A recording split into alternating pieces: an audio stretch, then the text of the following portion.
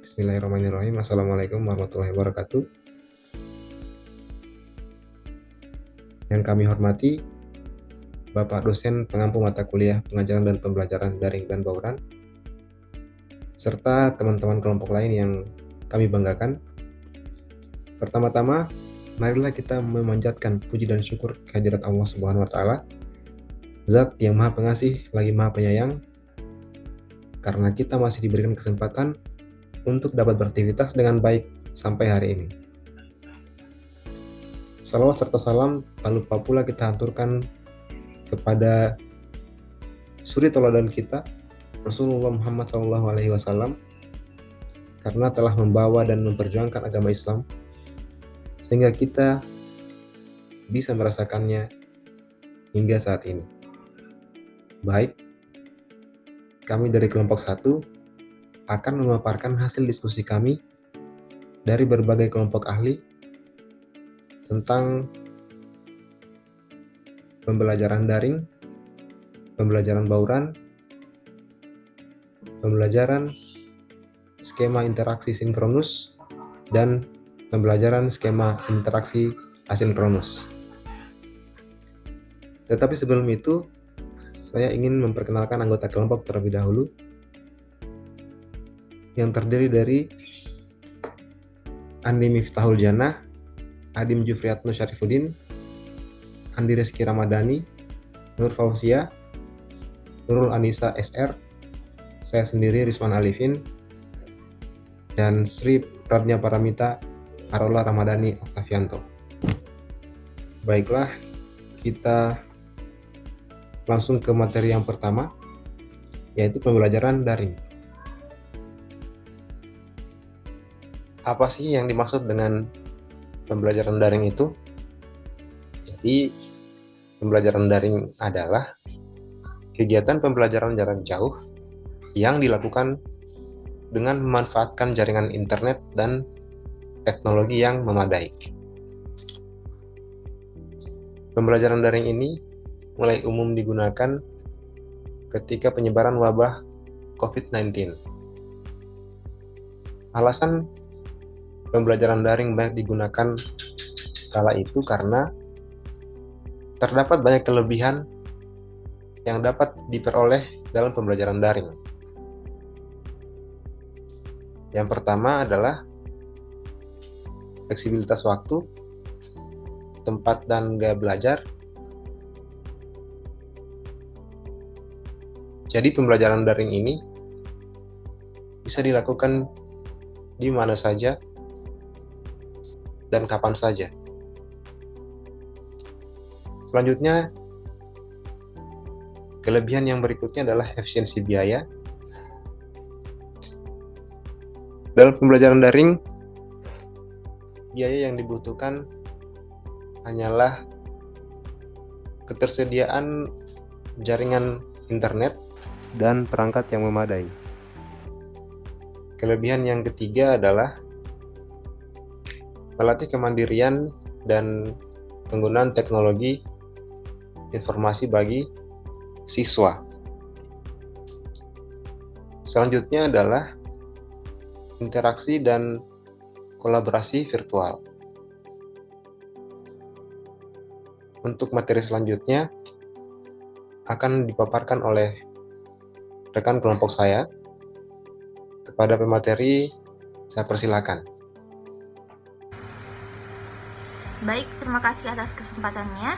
Saya akan melanjutkan pembahasan pembelajaran daring untuk hal yang perlu disiapkan dalam melaksanakan pembelajaran daring dan kekurangan pembelajaran daring beserta solusinya. Langsung saja, yang pertama, hal yang perlu disiapkan dalam melaksanakan pembelajaran daring, diantaranya ada perangkat dan akses internet. Jadi sistem pembelajaran daring itu sangat mengandalkan teknologi dan akses internet. Jadi harus dipastikan bahwa pengajar maupun peserta didik itu memiliki perangkat yang terhubung dengan internet. Yang kedua ada platform e-learning. Jadi platform e-learning ini berperan sebagai ruang digital sekolah, mulai dari ruangan belajar atau ruang kelas, kemudian ruang administrasi dan informasi hingga kesiswaan. Yang ketiga, ruangan belajar. Jadi selain niat dan motivasi yang kuat, pembelajaran daring itu dipengaruhi atau didukung oleh ruangan belajar yang nyaman dan kondusif. Kemudian yang keempat, ada modul belajar. Jadi guru sebaiknya menyiapkan modul belajar yang kreatif agar pembelajaran daring menjadi lebih asik. Yang kelima, ada metode, model, dan media pembelajaran. Sebagai guru harus menjadi lebih kreatif dan inovatif dalam menyusun metode, model maupun media pembelajaran agar proses belajar menjadi lebih interaktif dan maksimal. Dan yang terakhir, ada komunikasi. Jadi komunikasi harus dijaga agar berjalan dengan baik sehingga tugas dan materi juga terselesaikan dengan baik. Selanjutnya, terkait kekurangan pembelajaran daring beserta solusinya. Yang pertama, ada keterbatasan perangkat, jaringan, dan kuota internet. Untuk solusinya, dapat diterapkan skema interaksi asinkronus. Jadi skema asinkronus ini memungkinkan peserta didik untuk belajar secara mandiri tanpa bertemu atau tatap muka dengan pengajar. Jadi skema ini dapat dilakukan dengan bantuan seperti LMS atau Learning Management System, kemudian surat elektronik, WhatsApp, dan lain sebagainya.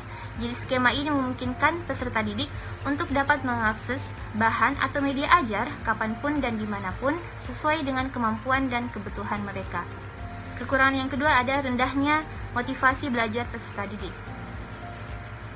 Untuk solusinya dapat menggunakan metode pembelajaran yang menarik dan interaktif. Jadi kita dapat memvariasikan metode pembelajaran kita, misalnya seperti diskusi online, kemudian proyek kelompok, presentasi singkat, dan permainan edukasi. Jadi mungkin itu saja yang dapat saya sampaikan. Saya berikan kepada pemateri selanjutnya. Baiklah, di sini saya akan menjelaskan mengenai metode pembelajaran bauran. Jadi pembelajaran bauran di sini merupakan pembelajaran penggabungan antara pembelajaran online dan pembelajaran secara tatap muka, atau dengan kata lain adalah penggabungan antara metode pembelajaran daring dengan metode pembelajaran luring. Nah, untuk kelebihan dari pembelajaran bauran itu sendiri, yang pertama adalah fleksibilitas dan efisiensi waktu dan biaya. Yang kedua adalah pembelajaran yang personalisasi, yang ketiga adalah interaksi tatap muka yang lebih bermakna, dan yang keempat adalah akses ke sumber daya yang beragam. Nah, untuk tahapan dari pembelajaran bauran itu sendiri adalah yang pertama adalah merancang kurikulum dan materi yang sesuai. Jadi guru itu merancang materi-materi, misalnya materi-materi konseptual itu dirancang pada saat materi-materi daring. Kemudian untuk materi-materi diskusi mungkin dirancang untuk pembelajaran secara luring atau tatap muka. Kemudian yang kedua adalah memilih platform yang sesuai, misalnya untuk platform Zoom, Classroom, untuk diskusi misalnya. Kemudian yang ketiga adalah pelatihan untuk pendidik ataupun peserta didik yang mungkin saja peserta didik ataupun pendidik belum mahir untuk menggunakan Zoom itu sendiri atau penggunaan LMS bagi mahasiswa misalnya. Jadi perlu untuk pelatihan-pelatihan khusus untuk keduanya. Nah, yang keempat adalah evaluasi dan penilaian. Jadi evaluasi dan penilaian ini dilaksanakan oleh guru, yaitu membentuk suatu asesmen atau penilaian sesuai dengan kriteria. Jadi nggak asal menilai. Kemudian yang terakhir adalah manajemen waktu yang efektif. Maksudnya adalah mungkin pembagiannya itu bisa lebih diseimbangkan antara pembelajaran daring dan juga pembelajaran luring itu sendiri. Jadi mungkin saja misalnya guru minggu pertama itu menggunakan daring, kemudian minggu kedua itu luring. Jadi semua materinya itu sudah disiapkan matang-matang. Nah, tentu saja di balik yang namanya kelebihan pasti ada yang namanya kekurangan. Nah, di balik kekurangan itu sudah pasti ada solusi. Nah, kekurangannya itu yang pertama mungkin karena kendala internet ataupun kendala dari perangkat. Ada beberapa siswa atau peserta didik yang belum memiliki handphone misalnya. Kemudian yang kedua adalah pengelolaan waktu. Kemudian yang ketiga itu motivasi siswa yang rendah. Kemudian yang keempat adalah keterbatasan interaksi sosial. Nah, di dalam kekurangan-kekurangan ini sudah pasti ada solusinya. Misalnya adalah karena koneksi internet dan perangkatnya, berarti kegiatan luringnya mungkin lebih diperbanyak. Kemudian untuk pengelolaan waktunya itu harus disediakan atau disampaikan sebelum pembagian materi misalnya. Jadi anak-anak sudah siap atau peserta didik itu sudah siap untuk mendapatkan materi secara daring ataupun luring itu. Kemudian untuk motivasi siswa yang rendah, untuk membangkitkan motivasi dan interaksi sosialnya itu, berarti kita harus lebih interaktif dalam menyampaikan materi. Misalnya memperbanyak yang namanya diskusi kepada siswa, sehingga siswa itu lebih terbuka kepada gurunya. Baik, terima kasih atas kesempatannya. Di sini saya langsung saja akan menjelaskan tentang skema interaksi pembelajaran dalam interaksi sinkronus. Nah, yang dimaksud dari interaksi pembelajaran sinkronus itu merupakan interaksi yang dilakukan dua arah antara pendidik dan peserta didik secara langsung atau real time pada waktu yang sama. Kelebihan dari pembelajaran skema interaksi sinkronus ini itu pertama dapat berinteraksi langsung antara peserta didik dan pengajar, mempermudah interaksi sosial, kemudian memberikan kesempatan kepada siswa untuk menghadapi perubahan yang cepat dan masif serta menyesuaikan diri. Kemudian untuk penerapan pembelajaran skema interaksi sinkronus itu dapat dilakukan dengan yang pertama itu melalui kelas tatap muka. Hal yang perlu disiapkan dari ini adalah materi dan ruang kelasnya. Kemudian yang kedua dapat dilakukan juga melalui webinar. Webinar ini kita perlu mempersiapkan aplikasi video conference ya seperti Zoom, Google Meeting, atau Microsoft Teams. Dan juga kita perlu menyiapkan materi yang akan dijelaskan pada webinar tersebut. Yang terakhir itu adalah live streaming. Penerapan skema interaksi sinkronus dapat dilakukan juga melalui live streaming. Yang perlu disiapkan itu materi dan aplikasi. Aplikasi yang dimaksud di sini yaitu bisa YouTube live stream atau TikTok, Instagram juga bisa dapat dilakukan dengan Instagram live streaming.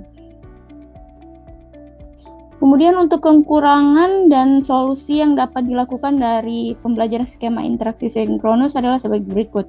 Kekurangannya itu yang pertama koneksi internet dan perangkatnya. Yang kedua pengelolaan waktu. Ketiga, motivasi siswa yang rendah. 4, keterbatasan interaksi sosial. Maka dari itu, kami memberikan solusinya sebagai berikut. Yang pertama itu, kita harus menjaga ketertiban peserta didik, di mana sinkronus ini kan bisa dilakukan secara langsung pada saat kelas tatap muka. Kemudian yang kedua, mengatasi masalah teknis. Yang ketiga, menciptakan suasana yang kondusif. Yang keempat, menyesuaikan pembelajaran sesuai kebutuhan. Untuk masalah yang koneksi internet perangkat itu bisa terjadi ketika kita melakukan skema interaksi sinkronus dalam keadaan pembelajaran daring. Untuk solusinya kita dapat mencari tempat yang sehingga koneksi internetnya itu stabil, sehingga pembelajaran skema interaksi sinkronus dapat berjalan dengan baik. Mungkin itu saja dari saya untuk materi pembelajaran skema interaksi sinkronus. Selanjutnya akan dijelaskan oleh pemateri berikutnya. Terima kasih.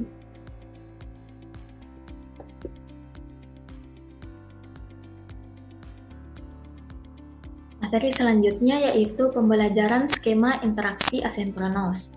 Apa itu asinkronus? Asinkronus artinya pelaksanaan pembelajaran yang tidak terjadi dalam waktu yang bersamaan. Jadi asinkronus ini merupakan kebalikan dari pembelajaran sinkronus, di mana sinkronus pembelajaran yang dilakukan secara bersamaan atau dalam waktu yang bersamaan.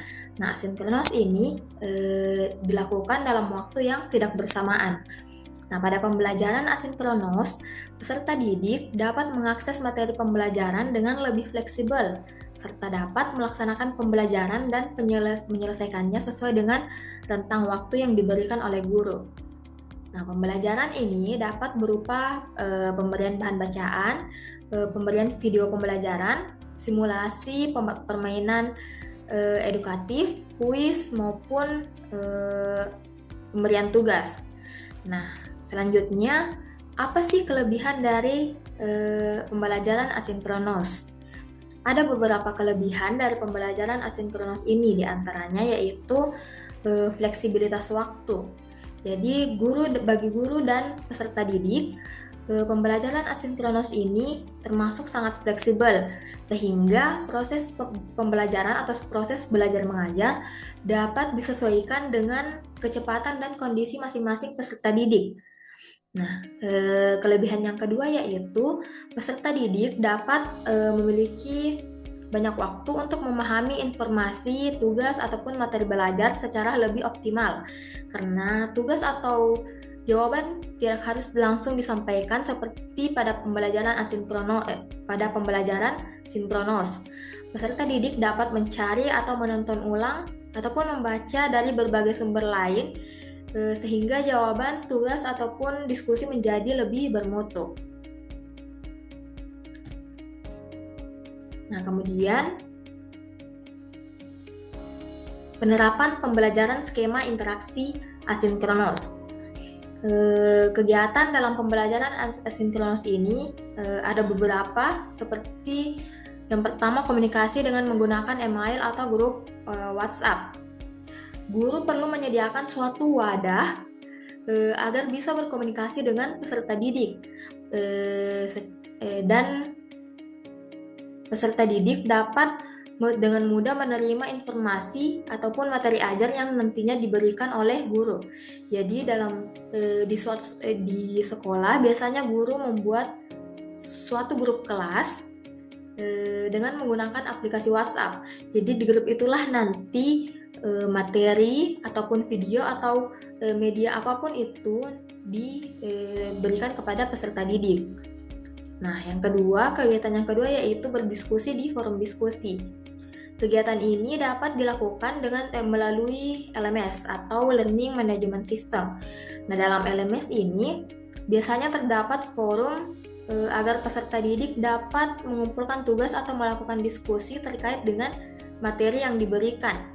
Tetapi biasanya di sekolah, guru lebih banyak menggunakan aplikasi Google Classroom, di mana aplikasi Google Classroom ini juga memiliki fitur yang sama dengan LMS, di mana guru dapat membuat suatu ruang kelas dan memberikan pertanyaan pemantik terkait materi yang akan didiskusikan nantinya.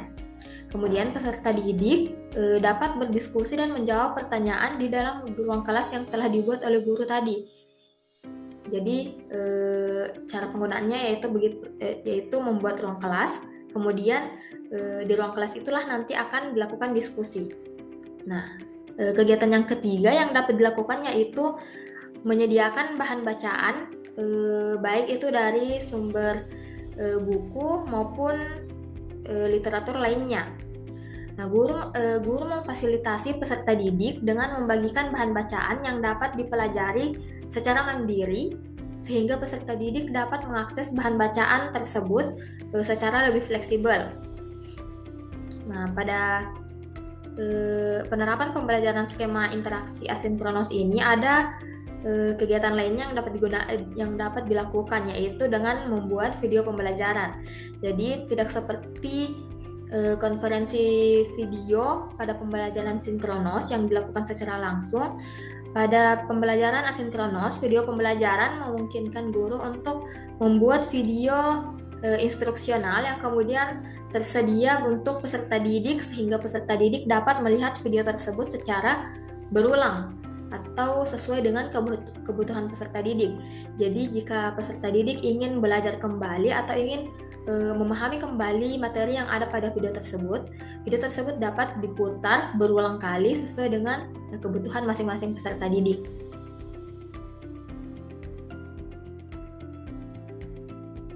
Baik, di sini saya akan melanjutkan penjelasan dari rekan saya sebelumnya mengenai kekurangan dan solusi pembelajaran skema interaksi asinkronos. Nah, seperti yang dijelaskan sebelumnya bahwa skema interaksi asinkronos ini hanya menekankan pembelajaran mandiri oleh peserta didik melalui media pembelajaran maupun bahan ajar yang telah disediakan guru secara daring dan dapat diakses secara online oleh peserta didik.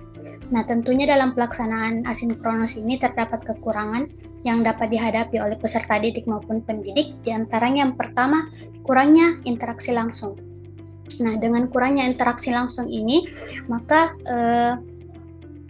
bisa saja terjadi kesalahpahaman materi antar peserta didik, kemudian pendidik juga kurang dapat mengontrol jalannya pembelajaran secara maksimal. Kemudian kekurangan yang kedua yakni keterlambatan respon dan bisa saja terjadi kesalahpahaman. Nah, ini sama seperti poin yang pertama. Jadi dengan pembelajaran asinkronus ini tentu pertanyaan-pertanyaan yang ada pada peserta didik tidak dapat diutarakan secara langsung. Dan ini dapat menyebabkan kesalahpahaman dalam pemahaman materi oleh peserta didik. Kemudian yang ketiga yakni kesulitan mengelola diskusi. Jadi dengan pembelajaran asinkronus ini bisa saja terjadi tidak disediakan ruang diskusi oleh peserta didik di mana mereka bisa bertukar pikiran baik dengan gurunya maupun dengan sesama temannya. Sehingga jika diberikan tugas kelompok, maka dengan pembelajaran skema interaksi asinkronus ini peserta didik akan kesulitan untuk mengatur waktu diskusi atau mengatur jalannya diskusi dengan sesama teman kelompok mereka. Nah, adapun solusi yang dapat diberikan atas kekurangan tersebut, yang pertama, guru ini dapat menyediakan materi secara terstruktur, yakni guru harus memastikan bahwa materi pembelajaran yang disusun ini sesuai dengan urutan logis dan mudah dipahami oleh peserta didik. Kemudian yang kedua yakni memberikan tenggat waktu yang terukur dan fleksibel, di mana guru di sini memberikan tugas dengan tenggat waktu yang telah diberikan, dan hal ini bertujuan agar peserta didik tidak menunda-nunda pekerjaan yang telah diberikan, dan guru juga dapat mengontrol jalannya pembelajaran yang telah dilakukan oleh peserta didik. Namun dalam menentukan tenggat waktu di sini, guru juga tetap harus memperhatikan fleksibel dari tiap-tiap peserta didik, di mana mereka dapat mengerjakan tugasnya sesuai dengan waktu dan kondisi mereka masing-masing. Kemudian solusi yang ketiga yakni melakukan interaksi dan komunikasi yang aktif. Nah, guru di sini dapat menyediakan forum diskusi atau grup online agar skema pembelajaran atau interaksi antara peserta didik dengan guru tetap terjalin. Kemudian yang keempat yakni memberikan umpan balik yang cepat. Nah, dengan tersedianya forum diskusi tadi, maka guru harus memberikan umpan balik yang cepat dan berguna atas pertanyaan-pertanyaan atau pernyataan yang diberikan oleh peserta didik, sehingga membantu mereka untuk mengetahui apakah mereka berada pada pemahaman yang benar atau memperbaiki kendala-kendala yang mereka alami selama melakukan pembelajaran dengan interaksi asinkronus ini. Kemudian untuk solusi selanjutnya yakni menggunakan alat atau teknologi yang tepat. Di sini guru dapat menggunakan platform pembelajaran online yang mudah bagi peserta didik. Seperti selain mudah juga tentunya dapat meningkatkan interaksi dari peserta didik seperti dengan kuis interaktif, video tutorial maupun dengan melalui ruang diskusi. Dan solusi selanjutnya yakni guru juga tetap harus memberikan motivasi dan dorongan kepada peserta didik. Nah, selain memberikan motivasi dan dorongan di sini, guru juga harus menjaga motivasi tersebut agar peserta didik tetap bersemangat dan tetap aktif dalam mengikuti pembelajaran skema interaksi asinkronus.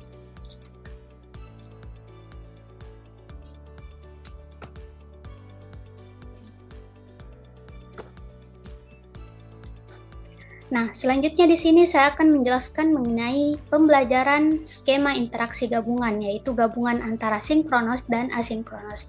Jadi, pembelajaran kombinasi dengan skema interaksi gabungan atau skema interaksi gabungan antara sinkronus dan asinkronus ini merupakan skema pembelajaran daring yang menggabungkan sesi belajar langsung atau biasa disebut dengan sinkronus dengan materi yang dapat diakses kapan saja, atau yang biasa disebut asinkronus tadi.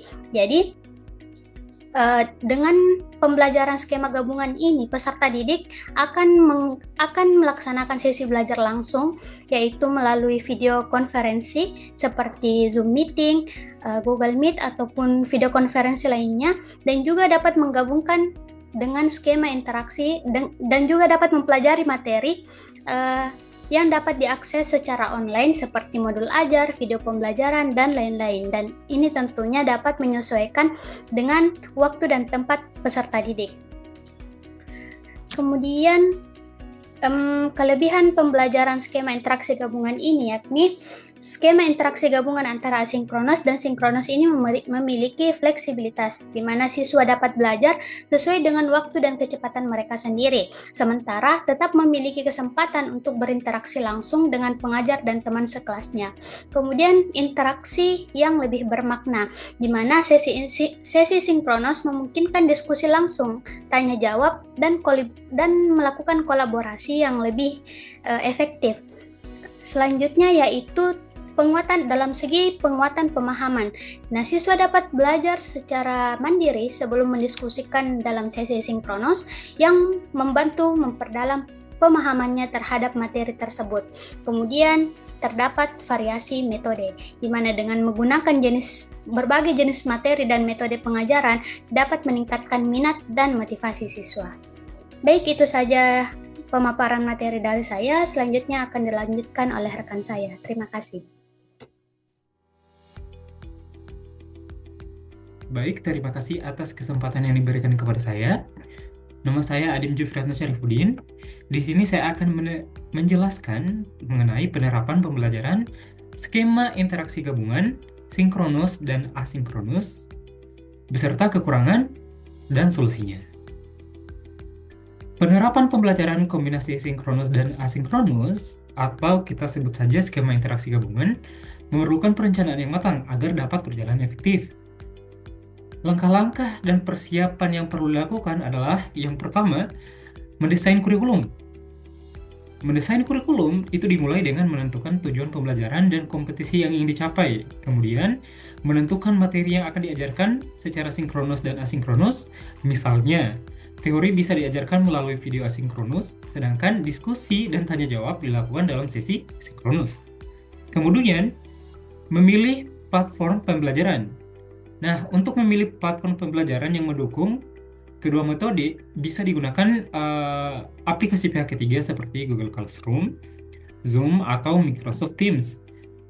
Dan harus kita pastikan bahwa platform itu mudah diakses oleh semua siswa. Kemudian yang ketiga adalah pengembangan materi.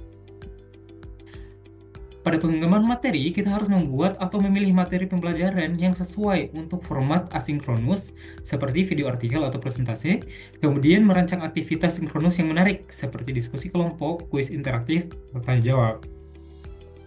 Kemudian, membuat jadwal dan struktur. Nah, pada waktu kita membuat jadwal dan struktur, kita harus membuat jadwal yang jelas untuk sesi sinkronus dan tenggat waktu untuk menyelesaikan materi asinkronus. Jadwal dan tenggat waktu ini harus dikomunikasikan secara jelas kepada siswa.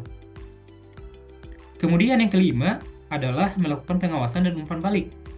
Nah, kita harus membuat sistem untuk memantau kemajuan siswa dalam materi asinkronus seperti tugas atau kuis, melakukan sesi umpan balik dalam pertemuan sinkronus untuk membahas kesulitan atau pertanyaan siswa. Dan yang terakhir, kita melakukan evaluasi dan penyesuaian. Nah, setelah beberapa sesi, melakukan evaluasi efektif metode yang digunakan, serta menggunakan umpan balik dari siswa untuk kemudian menyesuaikan metode jika diperlukan. Kemudian, kekurangan dan solusi untuk pembelajaran skema interaksi gabungan. Untuk kekurangannya sendiri, itu yang pertama itu kompleksitas manajemennya, karena menggabungkan kedua metode, yaitu sinkronus dan asinkronus. Kemudian yang kedua, kesulitan dalam mempertahankan momentum.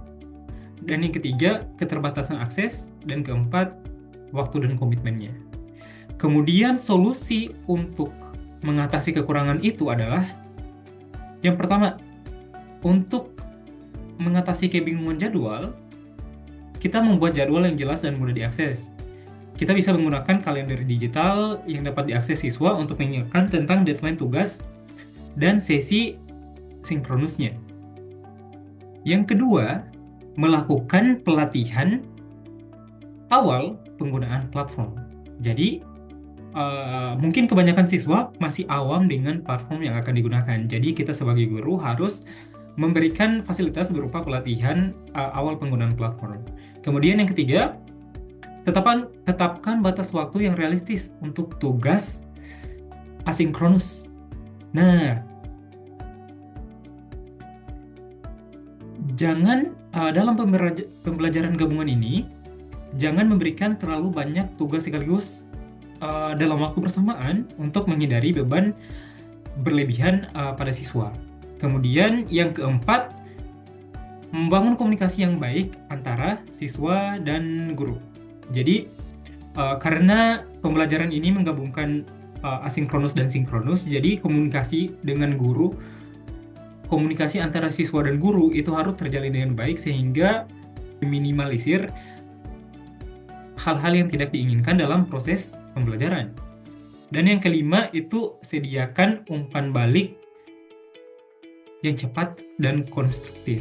Jadi setelah kita mendapatkan respon dari siswa, kita sediakan umpan balik yang cepat dan konstruktif. Dengan berakhirnya presentasi dari saya, maka presentasi dari kelompok kami juga berakhir. Terima kasih atas perhatiannya. Lebih dan kurangnya mohon dimaafkan. Wassalamualaikum warahmatullahi wabarakatuh.